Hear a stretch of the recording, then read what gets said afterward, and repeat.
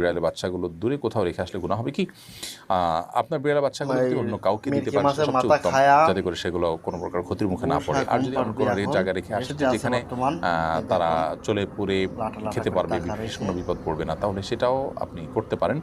কিন্তু আপনি নিশ্চিত বিপদের মুখে তাদেরকে ঠেলে দেওয়াটা উচিত হবে না। আপনি যদি জানেন যে এখানে দিলেই একটু পরেই কুকুর এসে নিয়ে যাবে, ছেড়ে পুড়ে খাবে, তাদেরকে তাহলে করাটা উচিত না। বরং আপনাকে সবর করে অন্তত আত্মরক্ষা করার মতো হয়ে গেছে তারা, তখন তাদেরকে আপনি নিরাপদ মনে করছেন তুলনামূলক কোনো জায়গায় ছেড়ে দিয়ে আসবেন।